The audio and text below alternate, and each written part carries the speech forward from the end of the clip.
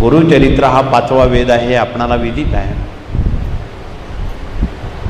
आणि त्या वाचण्यानं, मननानं, चिंतनानं जन्मजन्मांतरीचे दोष, आपण जो मानवजात या भूतलावर आलो ते बरेच ऋण दोष घेऊन आलेलो आहोत.